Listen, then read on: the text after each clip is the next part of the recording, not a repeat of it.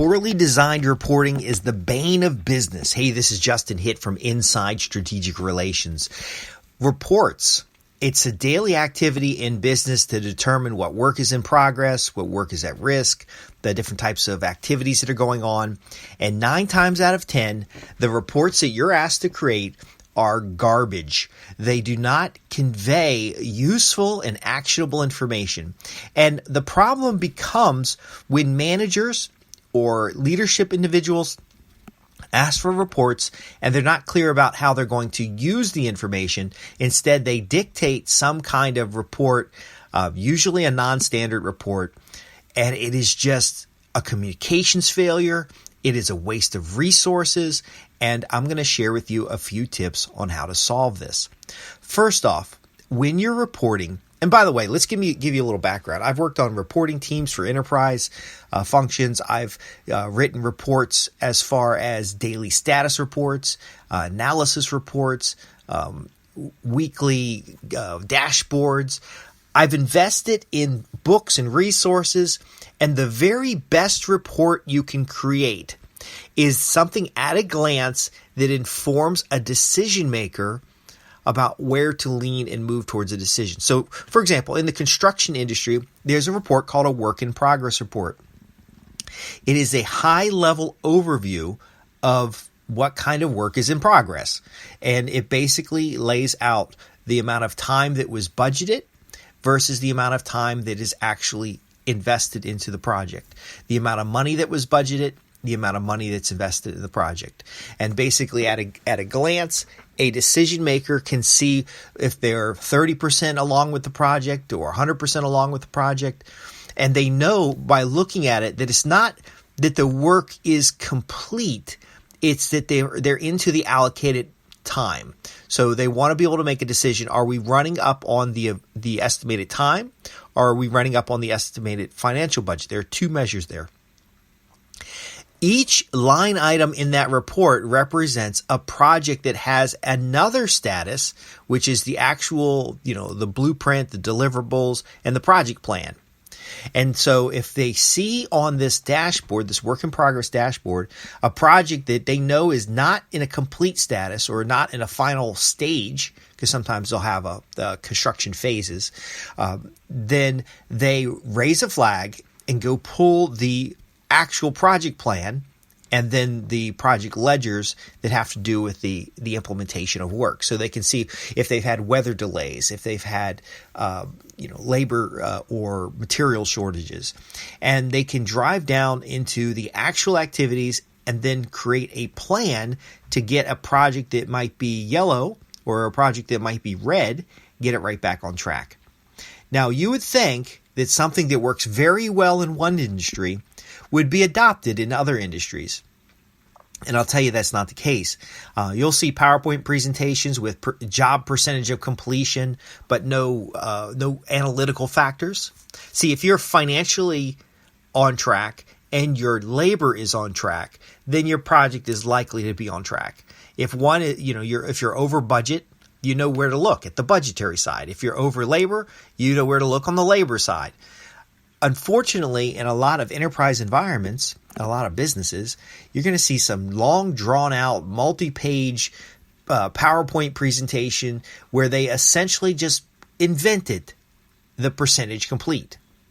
Now, a work in progress report in the construction world actually comes out of a system. It comes out of an accounting package. It comes out of some kind of job tracking or management package.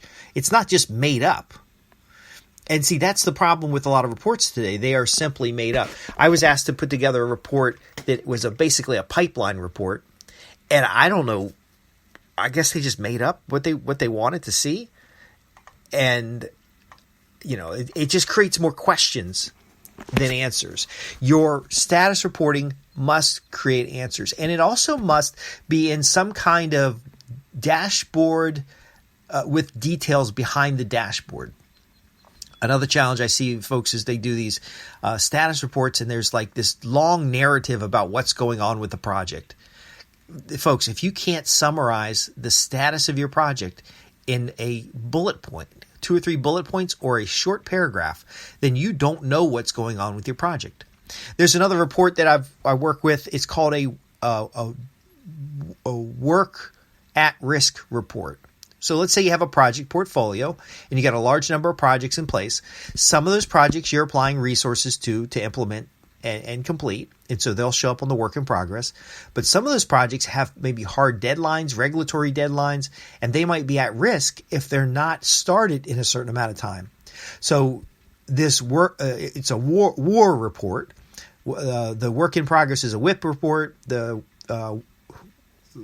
war report is work at risk. The work at risk report can help you determine kind of forecasting. So you can actually take those projects and lay them out on a timeline.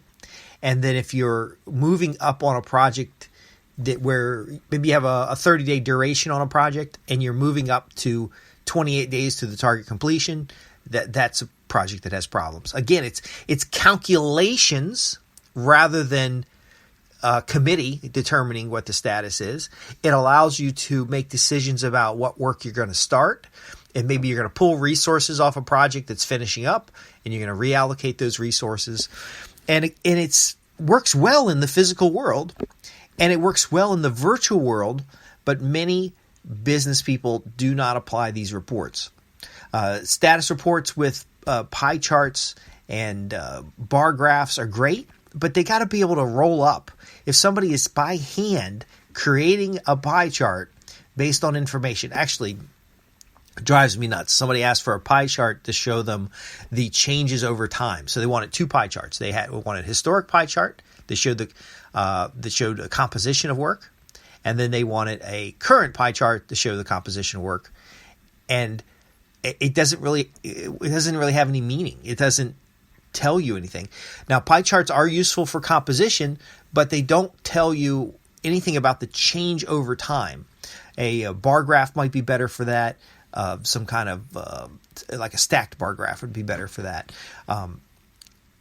The world of communications is very often muddled by dictating the type of report someone wants, rather than using kind of a template or a standard.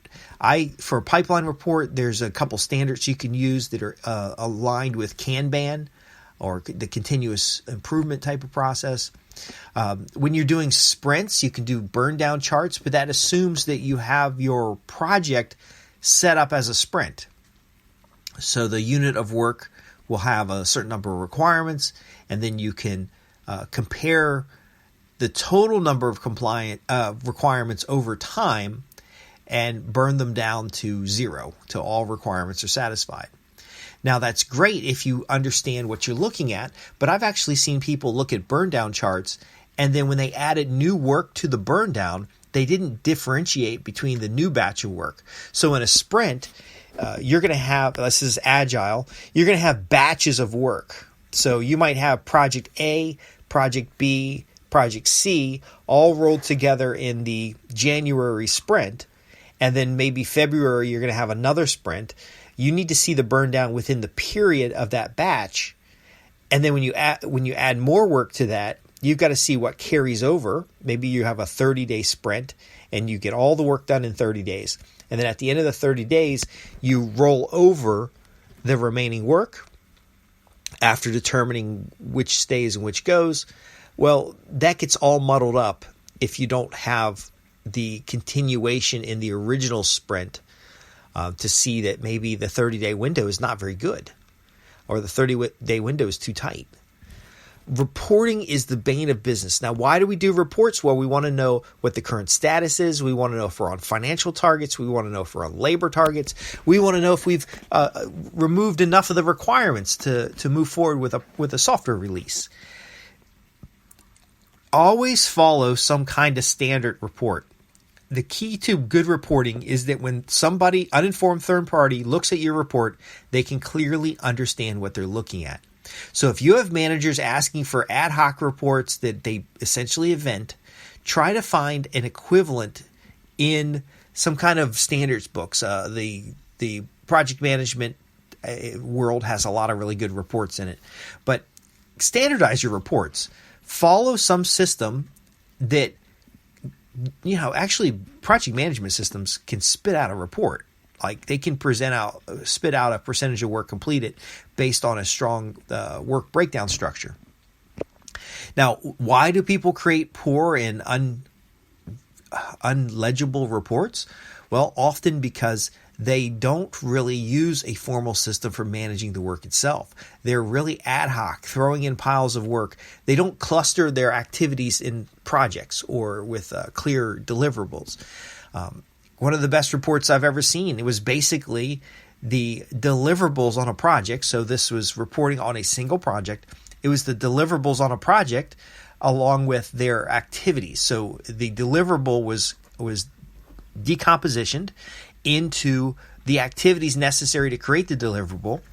And so the percentage of completion was based on the activities. Now, the activities are not all equal duration, so they had an estimate on the number of days. So we could see the number of tasks completed against the static list, and then the number of days remaining in the original estimate for the deliverable to be completed. This was all overlaid to a specific type of process, and you could tell exactly where somebody was in the process. You could see what work was at risk. Maybe, for example, they had 15 activities for the deliverable, and they were 90% through the time duration that was allocated, but they had only completed 3 of the activities. Well, there might be a problem there, and you can go in and address that problem. Why do businesses have such crappy reporting?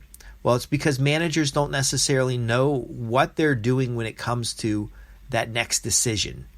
They're simply going to throw it overboard, and they're going to say, hey, what's the status on this? When are you going to get it done? Where are you with this project? And you tell them it doesn't have any meaning to them. They don't have a project plan in place when they got started. There isn't a clear model for the deliverables. There isn't a clear methodology for the approach. Are you doing a waterfall approach? Are you doing agile? Are you doing a continuous improvement type of activity? Do you have a clearly defined process?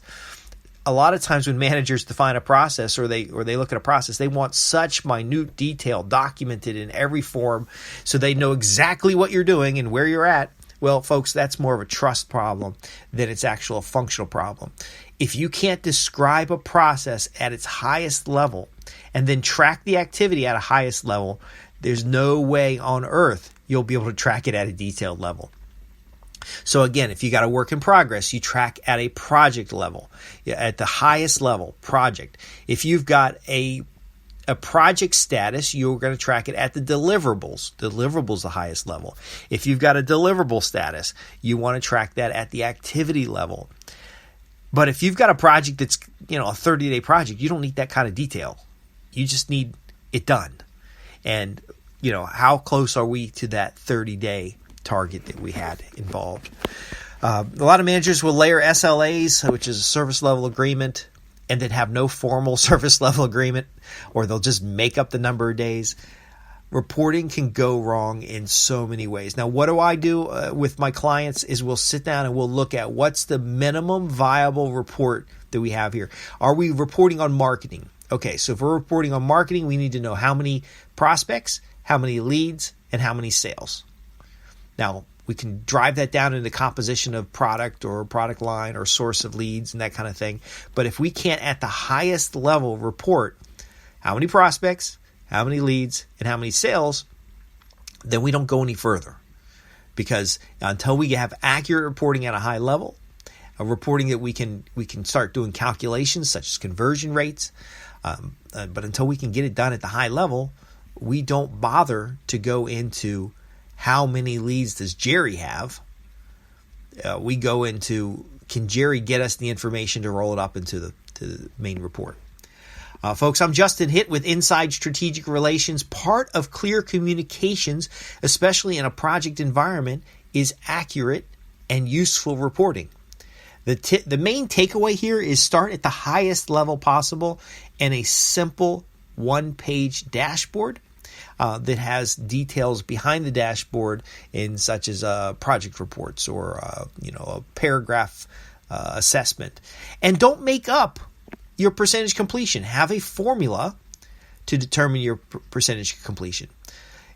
if you make these mistakes, you're going to spend a lot of time doing reports and not a lot of time focused on getting the actual work done. I have seen projects, the reporting itself was so labor intensive that if they just didn't do the reporting, they would have been done with the work. Everything would have been done because the work didn't take that long. If you have any questions about what I've covered here or anything else we cover in this podcast, visit me at www.insidestrategicrelations.com, where we help you transform business relationships into profits guaranteed. We cover topics of persuasion, influence, communications, how to manage activity and work to get things done to create the outcomes that you desire. We have a paid membership program that you can get involved in, but I will happily answer your questions if you'll take the time to visit the website at www.insidestrategicrelations.com and ask your questions there. You ask questions in writing, I'll get you back a podcast or get you answers in writing. That's how it works. Again, thanks for listening. I'm Justin Hitt with Inside Strategic Relations.